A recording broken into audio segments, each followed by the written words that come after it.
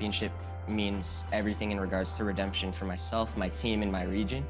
It's been a long time since North America proved they can be the best, and I'm hoping my team is the team that can change that.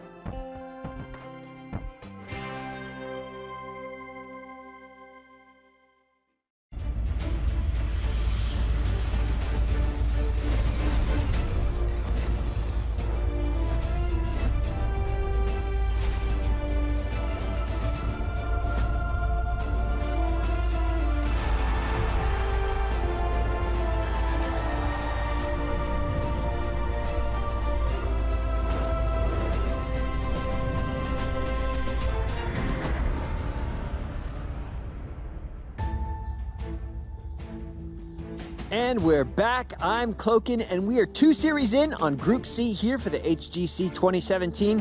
Fantastic matches, 3 games each, as well as we saw Roll20 take a 2-1 victory over Red Canids, and then just wrapped up Team Dignitas 2-1 victory over Korea's Tempest. It was a fantastic match. You should go back and watch it if you missed it.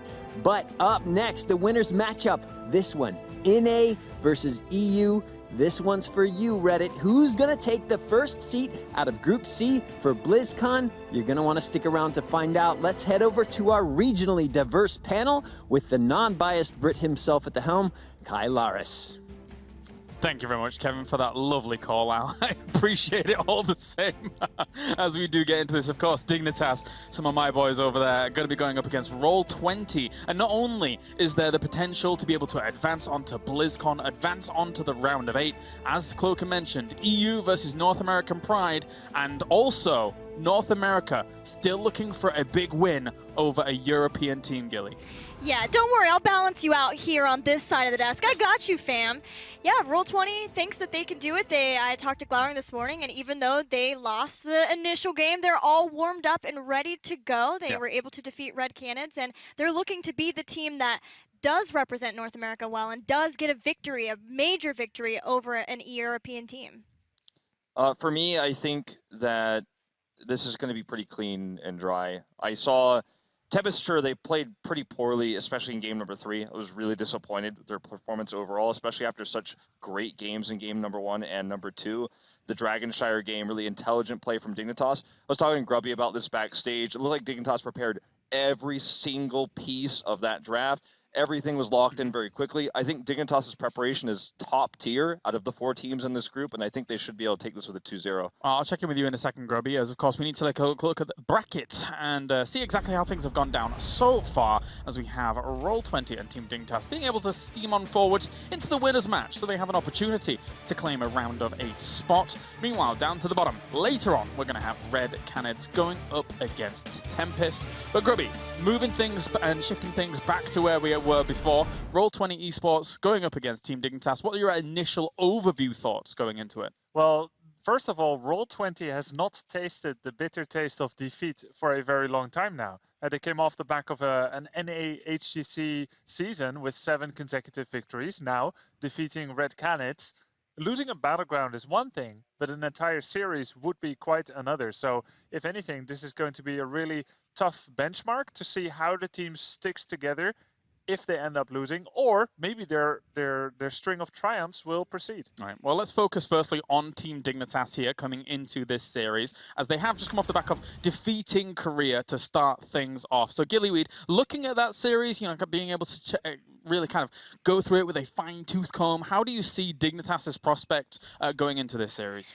I love what Dignitas is doing with early structural damage. They're trying to get a keep down as fast as they possibly can, and then playing with their food, playing with that, with vision, and trying to force their opponents to play scared from that moment on while they do what they need to do to work themselves into a victory. And I don't know if Roll20 is ready for that. Tempest didn't seem ready for that, although they were able to come back on the first game and be able to get a victory from that, but it is a pretty terrifying prospect to know that a team is that aggressive early on. Right, they didn't throw the dice and see how will the team fight end up. Dignitas, the very essence of their play tasted completely different from every match we've seen so far of the BlizzCon opening week. They disengaged from any fight, that doesn't spell a really good outcome. Giving up the curse on Cursed Hollow just now, giving up the boss. These are things that look like a mistake. Oh, it was stolen from her. No, exactly what they wanted. They played it safe. They just pulled back whenever needed. Very clean, very calculated. This team is so well prepared. They have drafts set up for this, as Gilly was talking about, getting the early keep, having that catapult pressure to control vision, to be able to threaten core calls and things like that. That Dignitas has been known for. The European region has been known for that late game prowess that comes from an early lead. I think it's almost, you can call it idealistic, the way that Dignitas plays. They only look for the ideal situation, and if it doesn't suit every checkbox that they're marking, they just walk away, and they have that lead, so they have that fallback. And of course, our second team here going into it, of course, Roll20 esports, who had a bit of a rocky road there against Red Canids, something that we didn't expect coming in, but they're still a ferocious opponent, especially when it comes to the North American standings. Yeah, Prismaticism said that they weren't quite warmed up yet, and I would say they definitely underestimated the members of Red Canids. Yeah. Granted, it was probably a fair underestimation to have. Red Canids had 2 subs, but Red Canids in their regional, to me, seemed the strongest Latin America has ever looked in Heroes of the Storm, and even with the world-class players that they were able to get as subs, still very good. And after they realized how good Red Canids were, Roll20 adapted to make sure that they were still dominant in the next 2 games. Yeah, I think that it was adaptation coming out from Roll20. I wonder what they'll try to bring in here if things go sour on the first map, because we saw them pull out on Tomb when Tomb was chosen against them, that Chromie.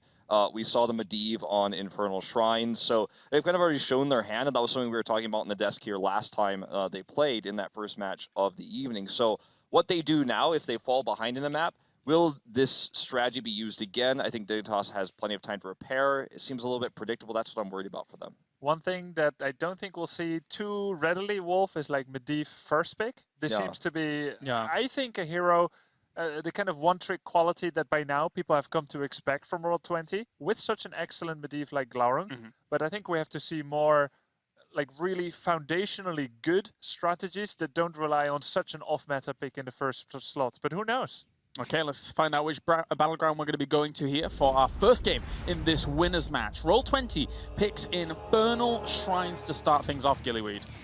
One thing I want to add to that is that as a person who commentates Roll20 a lot, I don't feel like they've shown anything. They've shown that much. Maybe the most that they've shown is that Glaurung is fully on a secondary support role, but even that might shift later on. But otherwise, everything that they picked, everything they've done is something that they have picked and prioritized in the past. You say this, but on the other side, do you think Dignitas is also kind of on that spot where they were picking the Tassadar Tracer against a team like Tempest? Because if they didn't, Tempest was going to take it, but Dignitas is also well versed with it. I do think that's a part of it as well.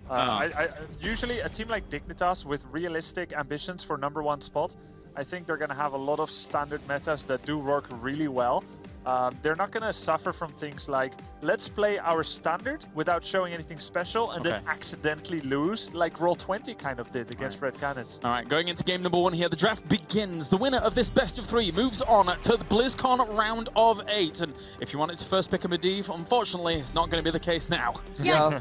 Dignitas plays versus Expert a lot, and it's sort of the same kind of drafting style versus that. ADRD often plays either Tassadar, Abathur, or Medivh, and here they're taking Medivh, or they ban Medivh, and then they take Abathur, so it's kind of like drafting versus Team Expert. I think what Dignitas is going to look to do in this series is to win the macro game, whether it's with solo DPS or double DPS with the Falstead, stuff we've seen from Fnatic already, Dignitas a little bit as well. I think that's going to be what they try to approach. Roll20 runs top-tier solo lane heroes like the Sonya in their drafts. They do draft those types of heroes, but they don't often play around them. We saw them running on Sky Temple, Glaurung in the top lane on Malfurion, for example, so they never really have lane pressure. Dignitas is going to look to use lane pressure to get those early keeps like you were talking about, Gilly, so I think that's the kind of drafting we can expect from the European side of things here. I am very interested in a draft speed analysis by the end of BlizzCon, because Dignitas has been kicking it out of the park with the speed of their picks. Let's see how many seconds it takes for their second and third pick to come out here. Brightwing and Uther by Roll20. And what's also cool is that Dignitas first banned Abathur 3 times in a row against Tempest just now.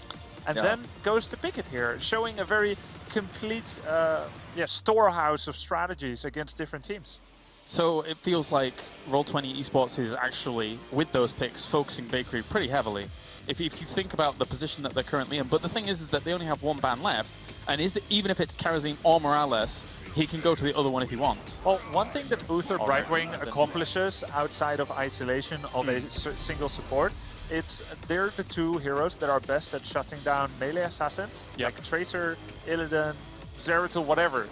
And so it both enables it for Roll20 to run something like that, as well as shutting it down from Dignitas. And because Dignitas already has Abathur, that is also enabled on their side. So I do think it's two smart support picks. Yeah, especially seeing that Abathur pick. But Greymane is still a really good addition with an Abathur and Rhaegar, making sure that they have both good Shrine Clear and they still have somebody who works well with the Abathur.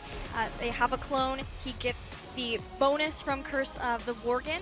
But now seeing an Arthas ban, so they don't want to give another synergy to Abathur. That's as also, well as Shrine Clear. yeah, I feel like that's a little bit suspicious, that Abathur ban. I think you look to the Sonya ban. Right? The Arthas ban. I think maybe you look towards the Sonya ban here. If you're Dignitas, take that away. It's one of their go-tos. Looking at the Genji here, actually, instead. Let's talk about what Arthas represents. Arthas counters Greymane well, showing that Roll20 doesn't want to go down that route. He also counters heroes that haven't been picked yet, but are enabled by Roll20, such as Illidan. Yeah, Illidan, Genji is also one of the heroes that would be negatively affected by this, and the Sonya. Not as much, but definitely in a similar vein. She's still melee, right? Yeah, in a similar vein, so... I wonder if Roll20 will go that Illidan route. It's definitely a possibility, and it's tough to counter for Dignitas with what they have left to choose. And you know, it would be a surprising pick, but Roll20 has just shown us nothing but diversity in drafts and moving into their comfort picks and their own style when down. Of course, this is just game number 1. It's going to be the Sonya, though. And Diablo. And Diablo. So we haven't seen a lot of Diablo this tournament at all yet, if at all. Is that the first Diablo pick? He was banned already once by Red Kennedy, but this will be the first time he's locked in. Cool. What I am enjoying from Roll20 is Justing's play. He had a lot of control over the warrior player of Red Canids with his Garrosh, always dictating when they got to engage, and really that was never, because he was always forcing these defensive power slides. He can do the same thing with his Diablo, throwing people around, making them be less than ideal setups so that he gets space for Sonya to be able to clear out the shrine. Yeah, it's very strong obviously on this map because there's so many walls, there's so much terrain to charge targets into. And Devils do. Yeah, and you have the ability to just simply use APOC defensively when you've got a Greymane or Greymane clones and the Abathur hat. Even a Rhaegar clone, sure, it could be that is the way that Dignitas goes about this, but I like this is a defensive play. Okay, so with this, Dignitas have the option to just completely play outside of the objective. You're against Emerald Wind, Apocalypse, a lot of zone control, and you've got Abathur, Greymane, Rhaegar. Amazing at split pushing. I'm expecting a very brainy brand of Heroes of the Storm play. Leoric leads even more credence to that, and so Dignitas is probably going to do a lot of objective skipping. Yeah, running around it. Again, going back to that macro play we were talking about, we saw Roll20 play similarly to this with the Greymane on this map when they were facing off against Red Canids, just kind of avoiding the objective itself, right? The shrine when possible. So, question is now, what's the DPS here for Roll20? Greymane, or sorry, Genji would be fantastic here, but obviously removed, so... And you need to stop that split push, so who's good at defending an offlane? That's gonna be Gul'dan. He's a great defender, he's not very mobile, but he is very good from behind the tower, behind the gate to stop multiple attackers. I do kind of like that. That's also the first Gul'dan of the tournament, if I'm not mistaken. Yes. I was considering, you know, the Gul'dan in the first series of the night on a similar draft, as it's so strong on this map. That was with the battery though, with the Ariel. So now that you've got this Gul'dan, you have a lot of disruption. You have this, again, defensive tool like we were talking about, the Horrify. You've got Diablo, you can Horrify, then APOC. It's very difficult to actually hard engage with the Greymane and Abathur composition they're up against. A lot of control. Feels like the one thing that Roll20 has to be careful of is Leoric flanks, surely, for something like a Gul'dan comp to stay alive and get good to go. Is that fair? Yeah, but Horrify will be useful in that regard too. If he gets around the wrong side and there is a good Entomb, then Horrify, if people funnel into the Entomb trying to catch whoever's in there, can space them back out long enough for them to be able to get out or at least make it through it. I would still put it on Dignitas just because of the caliber of team they are. They are extremely strong, extremely skilled, but this is a Roll20 draft, and I think coming in with Roll20 drafts is a way that Roll20 defeats Dignitas. Grubby? I think straight up in team fight, Roll20 has the much better team fight. Any even fight is going to want to be avoided by Dignitas, but I think Dignitas has better map control, and I do think they can use that for a victory. Well, we're ready to go over to the commentary team here as we do begin this first game here to determine who moves on to BlizzCon. Let's over to the commentary team as we go on to Infernal Shrines. Thank you very much, Calaris, and we are ready for a winners match in the first map here with Europe going up against North America once again. I'm excited to see it. You know, Roll20 was very, very dominant within North America, but the ultimate goal has been international performance, and this is the perfect time for them to be able to step it up and show that it's more than just words here. Yeah, and we've been talking quite a bit about the draft as well. A couple of choices that were really interesting, especially the lack of material on Dignitas' side was a bit confusing at first. Yeah, we thought that there was going to be kind of more focus on that AoE supporting and team fighting coming out from them, but ultimately the Gul'dan, I think, is the big wild card for me here from from the members of Roll20. Not the hyper carry, you know, you typically see into that slot. Yeah, but we are going to head into the game and we'll find out what exactly Roll20 has planned here for the game, and of course Dignitas as well. Our first map, Infernal Shrines, as we get ready to see this Clash of the Titans in Group C. It is going to be awesome here as we are ready for it. Once again, as you said, you know, it's apparently the longest loading screen we've had all tournament. And over to the left side now, we have Team Dignitas with Bakery on Rega, JPL on ETC for that frontline. Mena today on Abathur playing the Slugger here. Snitch on Greymane. And we have Zelia playing Leoric. And Roll20 here in the red. We are going to have Glorong on his Brightwing, Justing on the front line on that Diablo, Goku on Sonya, Prismaticism on that Gul'dan, and last is Buds on Uther. I'm not gonna lie, I am hyped for this series. Glorong has oozed confidence throughout the entire last few days that we had here. They've been extremely secretive about their strategies. They've been saying from the start, you know what? We'll get out of this group #1. Yeah, no questions asked. I asked him this morning. He said, like, no doubt in my mind, we are the #1. I think giddy is the word that comes to mind when what Glorong kind of just his aura of like he's just so eager to be able to perform. And again, as I said before, it is time for the words to kind of whittle away here and make it into actual action. Yeah, and a lot of the European teams were doubting themselves a bit after they went to Korea and were saying, okay, how good are we? Are we really on that higher level where we wanted to be?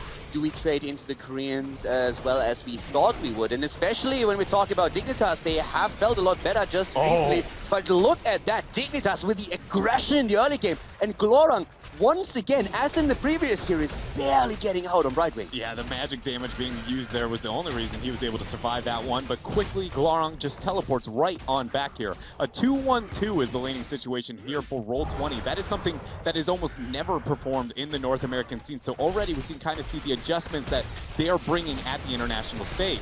Heavy pressure at the top lane in the meantime, though. Dignitas with 3 man. They want to go for the kill. They go for Goku and they get it. They take the wall and they get first blood as Sonya falls. Yeah, that is now immediately you got to be looking. Well, Roll20, what were they able to make happen on the other side of the map? Zelia is still fine and very comfortable, but at least we see Prismaticism and Buds trying to get that damage onto the front wall and securing at least one turret. And I mean, Dignitas, of course, completely realizing that with Greymane, they have a perfect tool to burst through these structures, and they're trying to make it the best out of it. It's also one of the reasons why we even expected to an extent either a ban or an early pickup on the side of Roll20 on Greymane, just to deny to Dignitas after they showed with the early Abathur what they are trying to do here. So at this point, we are probably going to see that copy on Greymane later on in the game after level 10, and it's going to be interesting to see how Roll20 deals with that. Yeah, and with an analyst desk was talking about the macro and map control that the Leoric and the Abathur, the Rhaegar are going to be able to provide here. And the first Shrine phase is, I feel like, really going to highlight the strengths that this composition has here. The Sonya, one of the best wave clears for the members of Roll20, but other than Gul'dan, the only wave clear that they have, and he is stuck in that bottom lane applying pressure, so Dig has a very strong advantage on this Shrine. And Abathur, of course, always going to be the X factor here, also in the early game. Keep in mind that Sonya is a bit afraid of ETC at this point, just because he can always make sure that she's pushed back and doesn't really get as much aggression in as she wants to. Justin also in a bit of trouble here. We have 28 stacks already on the side of Team Dignitas. Roll20 trying to gain control of the shrine, but Greyman has taken the camp in the meantime and is now starting to pressure 2 lanes with the help of Abathur. Already, Team Dignitas here with an Abathur composition very early on is winning the map objective, not losing an experience, winning in kills on all fronts at this point in time. That is not what you want to see when a slug is on the other side of the battlefield. Exactly. So the usual weaker early game that we have with an Abathur composition completely negated by Dignitas rotations here already. And especially with Greymane continuously applying the pressure at the bot lane, Roll20 will have to react to this. They can't just simply Bright Wing against Greymane. This is a losing matchup for her. She can't really sustain that. And once that Greymane gets the structures at the bot lane, comboed with now what they get up at the top, Dignitas might walk away with a pretty solid experience lead. Yeah, Dignitas will have that momentum, and again, before where you would normally assume with this style of composition. So Roll20, if they can hit the brakes here a little bit, it's most likely going to be with them trying to force a hard initiation, some kind of follow-up with that Diablo-Sonya synergy. Again, the Prismaticism Gul'dan pick that we felt like the lack of a hyper carry is making up for the lack of map control that Roll20 has. It's just, does it bring enough to the skirmishing and to the team fights? I feel in the end, when we're talking about Gul'dan in particular and also about the damage, it really comes down once again to his heroic ability. It's the biggest argument in favor of Gul'dan, and Roll20 really needs to use that to their advantage, get good Horrifies in, combo that with Diablo's and Sonya's damage, and try to just capitalize on it with kills. Yeah, it has been something that kind of rose to power. Once there, you know, Gul'dan came out, everybody was like, he's amazing with this macro, look at his ability to control the map, and then everybody saw the supports, the double support coming online. They were like, well, you have to stay clumped, you have to remain grouped. We can use that Horrify as a deterrent, but even with that, I feel like it is, you know, a bit, I don't want to say dated, but it does feel like it is out of flavor of the month, if you will, when it comes to the meta. Especially in the European scene, we see a lot of Gul'dan, so Dignitas is very well versed in using Gul'dan. Mena, one of the best Gul'dan players that we have from the European realm, but they're also, of course, extremely strong, realizing when Gul'dan is the strongest and trying to be prepared for that. So it's going to be interesting to see if Dignitas puts themselves into a position where the Horrify can really find the value. Yeah, I expect that they'll be able to remain, you know, hesitant and patient with their positioning into those team fights. But Dignitas right now is in a huge power swing. They obviously are in the lead, but they're about to gain a lot more control. Brilliant invade here too. And look at this, Goku actually trying to turn this around for the fight. That might be a mistake, and there's the first kill. Brightwing down as Glorang moves in, but this might not be the only one. Jay, once again, whiffing a mosh pit here. That's already the 3rd time for him today.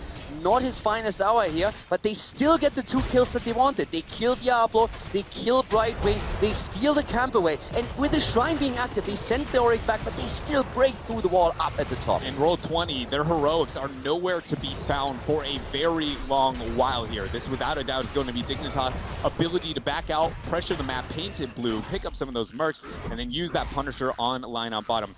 In this type of situation, they have 2 choices. You can hyper commit to the Punisher and try and siege and take advantage of the lack of 10 for Roll20, or you can go and be patient, be like, it's okay if they get their heroics. We're going to pressure top with the Shaman, mid with the camp, and the Punisher through bottom. And as we're talking about macro decisions overall, I really like what we just saw a second ago on the screen. All the Toxic Nest, the Envenom Nest that we are seeing from Mena across the map. He spec'd heavily with his Abathur into the Toxic Nest, going Envenom Nest on level 1, Prolific Dispersal on level 4, and then also going into the Vile Nest on 7. So he's really just clustering all these small runs, trying to slow down opponents, getting the extra poke damage, and making sure that his team has also very good vision about rotations, which is absolutely crucial on this map. And things have been struggling here for Roll20, but this is going to be the opportunity for them to turn it around as they go for those heroics. Horrify was picked up for the Gul'dan, and Prismaticism, we've said it before, we now need to see it come online. Hit a massive AoE. The minimum target here has to be Rhaegar. You need to make sure that the support does not have the opportunity to hit the Ancestral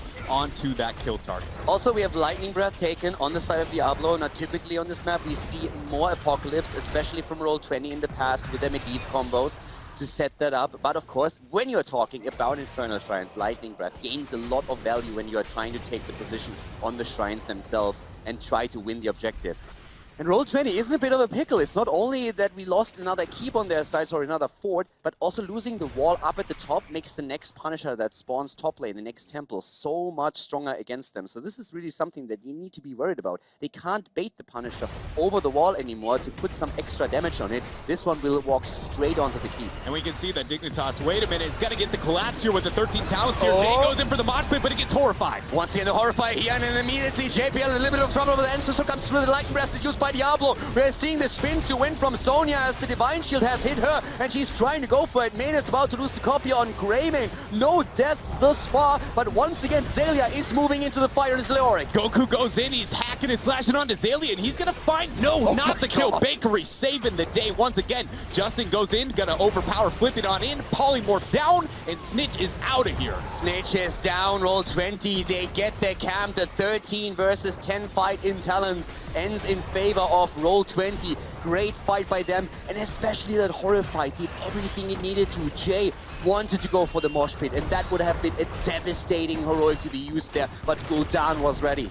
Roll20 shows signs of life here, but by no means have they reeled themselves back to even footing. Down to 13 talents here. Abathur, as sad to say, is just now hit the moment where he is going to be those problems. He's hit the later stages of the game where death timers really grow out here. So Roll20 needs to find a way to gain structural control. They need to open up that middle lane specifically. So Abathur, he can't get that dance, and the rotations here for Dig would be a smidge slower as we have 10 more seconds on that shrine. And even with Snitch dying in the last fight, I have to say that the supports on the side of Team Dignitas with Abathur, with Rhaegar, did an amazing job to keep a lot of these targets alive. I saw several of them already dying, and then they barely just got that last second shield that allowed them to escape back to safety. Yeah, and I want to highlight Glorong's kiting in the last skirmish as well. I feel like he did a very good job on that squishy Brightwing of getting the kite and cycling around. But as we see Roll20 posturing all 4 members onto the shrine, gaining a lot of these skeletal defenders, but Dignitas is not interested, only centering JPL and Bakery up here, and they're focusing on that bottom keep. Yeah, they're going straight for their keep, and only Gul'dan is there to save them, and in the meantime, Bakery and JPL are still posturing around on the shrine, threatening them here. The 2-level lead for Dignitas is solid. Mane committed to the copy here as well on the Abathur ult, but they have not gotten the keep, but it is incredibly low. That was a very good rotation for Team Dignitas. Yes, they did forfeit the map objective, but early Punishers are not very, very good. They're just team fight focused objectives. So to get that much damage onto a keep is really going to prime them up to get the catapult pressure very easily after this. Dignitas is fighting for it right now. They don't have the talent advantage. They need to be careful what they do here. Here comes the Lightning Breath once again, but Jay already moved back out. Jay on the way back. 36. And we have 36 to 36. Roll20 tries to commit to it, but which team is going to get it? 39. It looks like Roll20 got the Punisher. Polymorph dropped, and Zalia is going to go into Ghost form. Big problem now at the same time as though Abathur at the bot lane. Ooh, yes. He'll be able to help with that experience, make sure lock in the 20, and then that keep we were talking about that was primed and ready. Glorong is the man to respond back here. He'll have the teleport in case something happens at mid. And exactly in the mid lane. Here's the bait over the wall. Already the defense started, but look at Justin. He's trying to flank here. He's trying to go in. He doesn't get the flip, though. Doesn't get the overpower here. But he pushes Team Dignitas back and makes sure that Roll20 can easily claim the fort. Very good restraint here from Team Dignitas after losing Zalia and just sacrificing some of the opportunities on that middle fort, staying very far back, and now they'll be able to lock in the 16. And Roll20, I'm surprised they're still sieging. Dignitas wants this fight. Yeah, at this point, Dignitas has the talent lead, and they're already trying to go for it. Royal Focus has now been picked up by Leoric as he's starting to move in. Justin is in trouble. He tries to go for the Lightning Breath, but he goes down, and that's his soul's gone. And we are not done yet as Goku is chased, and so is Prismatis' man, but down goes Gul'dan, and we have barely an escape on the side of Sonya, but it looks like Butts might not be that lucky. She didn't escape. She's getting mounted up there. She's able to kite around very effectively, so good job there by the Peekaboo coming up from Glorong, got the reveal, but with those kills, Team Dignitas is going to be a very easy keep up on bottom. They can't fight this. There's still no 16 for Roll20. They're down 1 member. They have to give that up and immediately then move back in. But there's one other thing that I actually want to point out when we're talking about talents. We haven't really mentioned too much since most of the builds are pretty standard, but I want to point out the level 13 talent on ETC. We have Face Smelt taken over Mic Check, which is something that at least in Europe you don't see all that often. With the extra slow that we have now after the face melt, it's definitely an interesting choice, but normally what most European pros at least will highlight is the synergy between the level 4 talent and Mike Check on 13 that allows you to get the cooldown reduction here. So Jay going for down a little bit of a different route here with his ETC play. And the one thing that I'm looking for from the members of Roll20 is now that they have the 16, how are they going to stop this pressure up on bottom? Because even in that last fight, Glorong didn't want to commit to it to be able to try and get the peel. The members of Roll20 sieging up onto that front wall was a very high-risk decision, as I tried to highlight a little bit before. And on that note, it does feel like that is, when we talk about North America, and we look at North America, and we say a better team would maybe punish them for some of the decision-making. How long did Xaylia hesitate before getting that initiation? The minute he locked in 16, he was like, well, we're Wraith walking in because we know this is the battle we want. Yeah, and at this point, it's not only the pressure at the bot lane that we have with the catapults, but you also have now to deal not only with bot lane, Abathur is going to try and siege up at that top lane later on. And talking about the top lane, the Shrine is activating, and we've mentioned earlier that that wall at the top keep on the side of Roll20 has been destroyed by Dignitas early on when they were able to push through as they stole the Shaman camp. So if Dignitas claims the objective, Roll20 is very likely to lose another keep. Now, of course, Dignitas finds himself in that spot where they are on 18 against 16. This is the best time for Roll20 to take a fight since they are on even talents. Dignitas would love to stall that out. They are posturing around at the bot lane, actually, and are going to try and threaten core. And let's keep in mind, we have a double Greymane on their side. I'm trying to question, is this the core? It is going to be the core, rather than just going for Glorong and looking for a pick. The members of Roll20 now starting the channel to make the back. Xaylia, he's scouting out, seeing if he can get the interrupts. And now Dignitas, they see a couple of the members way back home. Try to take the drawback. This is brilliant play from Dignitas again on that macro level. They can continue to do that all day long. If you have a double Greymane on the core, those points fall fast. And that's something that Roll20 has to respect. But in the meantime, we have Xaylia at the top lane, and Abathur can just jump between the two lanes and say, as long as I don't commit to my ult, we can do whatever we want here. But right now, the rotation up has started. Right, Wing is still at the bot lane, 14 versus 14 stacks. Prisman is making the transition to top, but Dignitas might be able to cut him off. That was a very scary moment. Buds even pulls out to try and... Yeah, look at this choke. Dignitas has split all the members of Roll20. This is worst case scenario for Roll20. Jay is trying to capitalize on it. He's trying to go in, and he drops once again the Watch, but that gets immediately interrupted, but we already have the Royal Focus on the Ominous Wrath used by Leoric to try and reduce the damage output of Roll20. Roll20 trying to get together, and we have the copy on Rhaegar going for Prismaticism in the backline, but Gul'dan survives. The fight on the Shrine, on the other hand, is yielding its first victim as Brightwing is down, and she might not be the only one. Goku is low, and Dignitas is ready for the chase. Justin goes in to try and get a little bit of peel. Wraith walk in, the mine is hit. Goku is not long for this world. Bud's going into ghost form.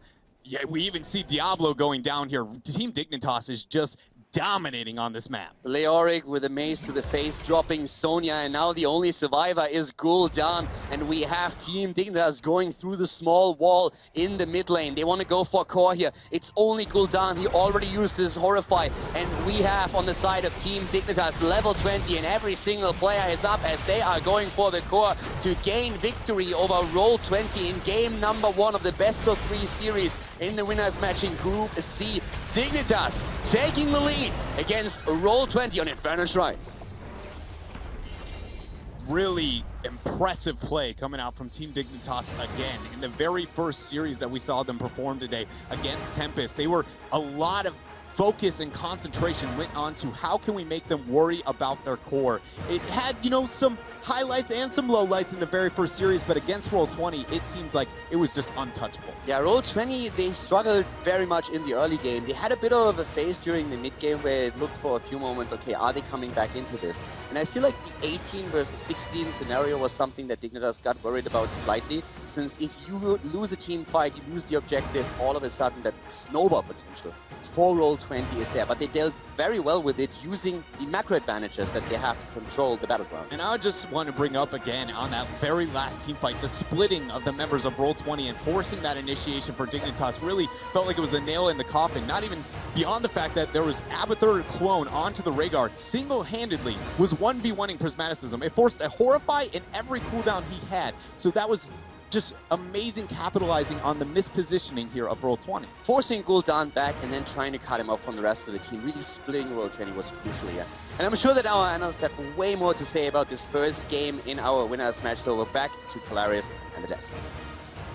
Indeed, a good start for Team Dignitas here for the series, but I want to highlight something that's very interesting about today compared to every other day, is that so far I think what we've seen more so now is very technical play from almost every single one of our teams so far, Gilead. Yes, this is an extremely strategic day, and a lot of that is coming down to Dignitas and how they're playing, how they're able to open up a win condition so early on and abuse the fear of losing the game to get a checkmate position either way. Either they defended their core there, or they got the shrine, but either way, Dignitas were going to get a victory somewhere. Yeah, it just feels like they've run this type of scenario countless times, like thousands of times. Grubby and I were talking about the mine positioning example to stop flankers. We saw Mene clone to push the keep, for example. Mine positioning always stopping members from coming over to punish those, really aggressive bot lane pushes. You have Leoric at the top to stop potential hearts. Makes it frustrating for Roll20 to deal with potentially a core call, which I don't think ever was really the plan. And it's just the most patient, the most macro play I think we've ever really seen in this tournament. And I think Dignitas, if no one can figure out how to beat this, will go very far. I mean, we're not out of this yet or anything like that, but I don't know if Roll20 is going to be able to adapt to this in this best of 3. I don't think they can. I mean, it looks very good what Dignitas is doing, right? And for what it's worth, Roll20 does have the mentality to counter it. They were very aware of the threat, especially the multi-layered threat, threatening core, not really going, but having the potential to actually go if they're not ready. It's just that they didn't seem able to be ever on even footing in terms of level. I actually just want to take another look at that final moment there, that final battle. As we take a look here, as we just pause it for a sec, Mene copies on the Rhaegar. Of course, this is a surprise attack. Brightwing is not available yet and now needs to make a very difficult decision who to port into. And everyone is getting hammered at the same time. Gul'dan cannot use his Horrify. As we roll it forward slowly, he completely has to fend for himself. Now, if Brightwing helps Gul'dan, that's an easier win there, but then there's no Emerald Wind available in the fight proper.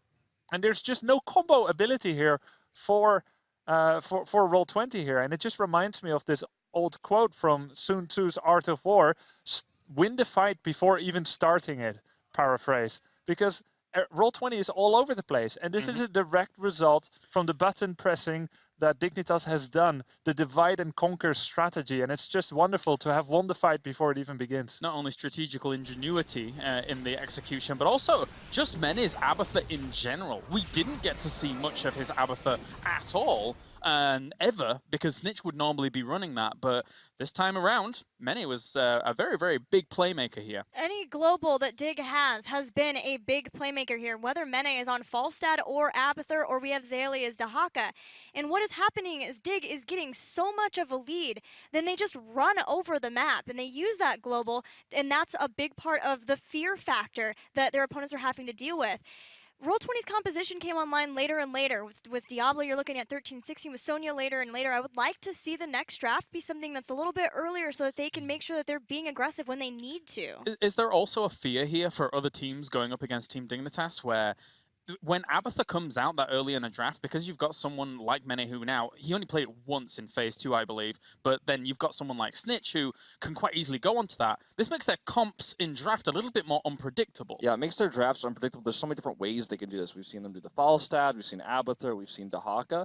I feel like one way you could do, but it doesn't necessarily play into Roll20's strengths, is ban globals and pick globals early. Just try to remove all the tools that Dignitas has to play this style, then try to beat them with those tools in team fights, which is not easy, but if you remove those kind of global macro tools, it's tough to draft that way. It's very obvious when Roll20 starts drafting the way what they're doing, but Plus, I think that might be their best bet. Then you're playing Dignitas' game plan. Yeah. Right. And you can very much see Roll20 would like to be playing their own game plan. So Yeah. what's the correct choice, right? It's tough, you know.